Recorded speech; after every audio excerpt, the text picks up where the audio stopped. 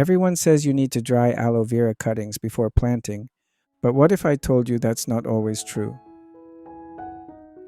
Welcome to the channel. In this video, I'll be answering another frequently asked question from the comment section. Do aloe vera cuttings need to callus or dry out before planting? The short answer might surprise you. No, you don't strictly need to callus or dry out the cut part before planting.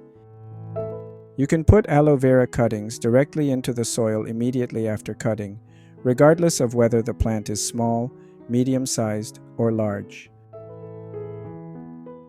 Allowing them to dry is an option if you prefer, but it's not a strict requirement for success. However, there's a crucial condition. The soil you're using must not be overly wet. Wet soil is a major problem because it can invite fungi and bacteria. These pathogens can easily enter the open cut of a fresh plant, potentially leading to rotting, and that's something we definitely want to avoid.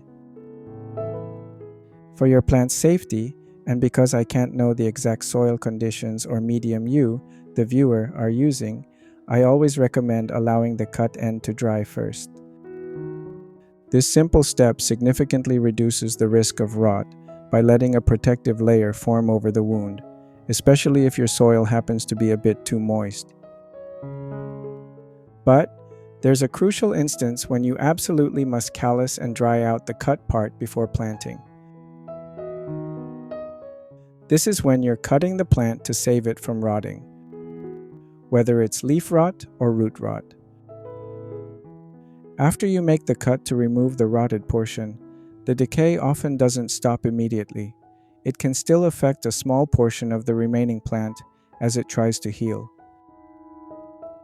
That's precisely why it's necessary to callus and dry the cut part thoroughly. This process doesn't just form a protective seal, it gives you a clear indication that the plant is no longer actively rotting and is free from the pervasive fungus and bacteria that cause the decay. Once that callus has formed, you know it's safe to plant.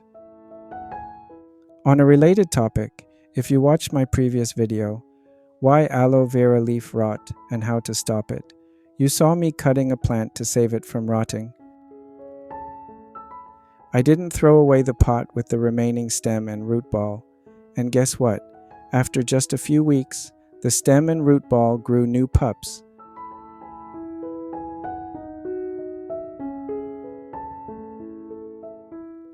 But here's a challenge you might face.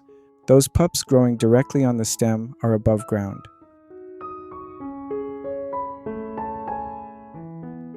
If you're growing Aloe Vera chinensis, those elevated pups can still thrive and grow bigger, even if they're not touching the soil. But with Aloe Vera barbadensis, it's different. If those stem pups don't reach the soil, they'll usually dry up and die. To save these specific pups from eventually dying, you need to add more soil until it reaches them. However, in this particular case, I only needed to add soil around the pups growing on the stem, not to the entire pot.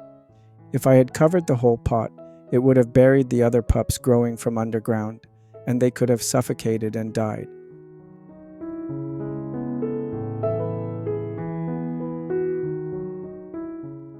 I hope you learned something valuable from this video. Thank you for watching. This is Danny. God bless you.